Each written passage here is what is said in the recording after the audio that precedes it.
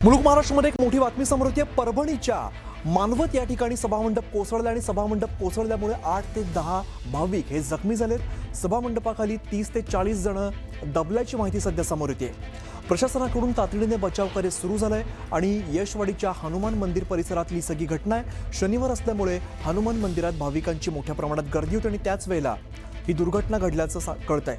परभणीमध्ये दुर्घटना घडली आहे। परभणीच्या मानवत या ठिकाणी सभामंडप कोसळल्याची दृश्य सध्या आपण बघतोय। सध्या आपल्याला क्रेन दृश्यांमध्ये दिसते। बचाव करायला लगेच सुरुवात केलेली आहे। अनेक ॲम्ब्युलन्स या ठिकाणी दाखल झाले आहेत। जे जखमी आहेत त्यांना तातडीने हॉस्पिटलमध्ये दाखल केलं जात आहे। मात्र सभामंडप कोसळल्यामुळे 8 ते 10 भाविक यात जखमी झालेत आणि सभामंडपाखाली 30 ते 40 जण दबले गेल्याची माहिती सध्या प्रशासनाकडून दिली जाते आणि प्रशासनाकडून तातडीने बचाव कार्य सुरू करण्यात आलेलं आहे। या क्षणाची मोठी बातमी आपण बघतोय।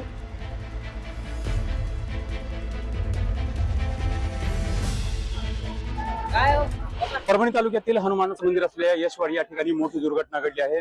मंदिराच्या सभामंडप आणि छत कोसळला आहे। या ठिकाणी प्रत्यक्षदर्शी आहेत, आपण त्याची बोलणार आहोत। मग काय झालं नेमकं, काय घटना झाली?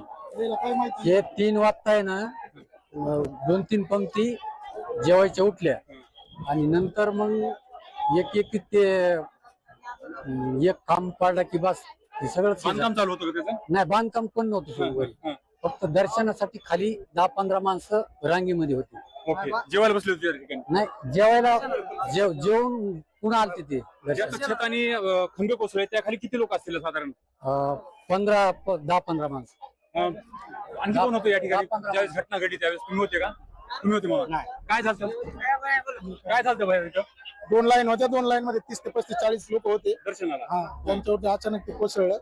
कोसळल्यानंतर खाली 15 ते 20 जण होते। 8 जण मी वैयक्तिक काढले, अँब्युलन्स मध्ये टाकले। आणखी 4 ते 5 जण आहेत खाली। तो जो पलीकडचा भाग आहे, बांधकाम नवीन चालू आहे, त्याचा काय परिणाम त्याचा झाला? काही संबंध नाही। हा दगडाचा संबंध। त्याचे नवीन कोरीव दगड आहेत तेच कोसळले। छत आणि दोन्ही कोसळले? दोन्ही कोसळले। छत नाही कोसळले, दगड जे होते असं पिलर ते कोसळले। पिलर कोसळले। जखमींना कुठं हलवलंय? जखमींना काही आरपी हॉस्पिटल हलवले, काही प्रायव्हेट आपलं मानवत मल्टी स्पेशालिटी दगडू ते हलवले। म्हणजे साधारणपणे एकूण किती लोक खाली दबले होते आणि त्यातील किती लोक बाहेर काढलेले आहेत? 16 लोक खाली दबले होते माझ्या अंदाजे वैयक्तिक, 8 जण मी काढले। मी होतो त्यावेळेस आणि 8-10 जण आहे। एकूणच या ठिकाणी असलेली गोंधळाची परिस्थिती पाहता त्या ठिकाणी 16 ते 17 लोक होते अशी यांच्याकडून माहिती मिळते।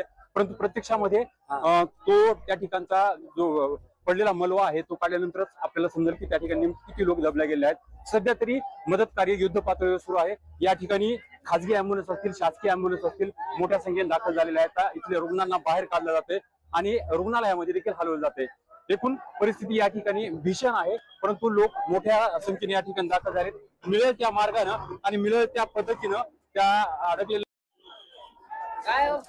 परभणी तालुक्यातील हनुमानाचं मंदिर असलेल्या यशवाडी या ठिकाणी मोठी दुर्घटना घडली आहे। मंदिरात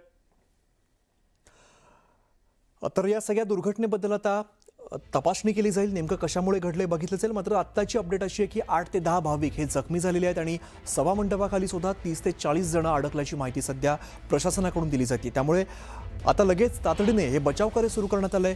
क्रेनच्या सहाय्याने हा जो ढिगारा आहे तो काढण्याचा प्रयत्न केला जातोय। यशवाडीच्या हनुमान मंदिर परिसरातली सगळी घटना आहे।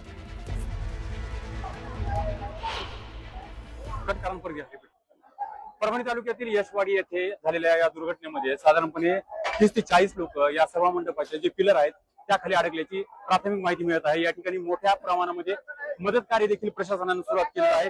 या ठिकाणी जेसीबी असतील किंवा क्रेन असतील याच्या माध्यमातून त्या ठिकाणी जे लोक अडकलेले आहेत त्यांना काढण्यासाठी लोकांची धडपड सुरू आहे। तर दुसरीकडे जे जखमी झालेले आहेत त्या लोकांना बाहेर काढून परभणीच्या विविध रुग्णालयांमध्ये दाखल करण्यात येत आहे। त्या ठिकाणी त्यांच्यावर उपचार सुरू आहेत।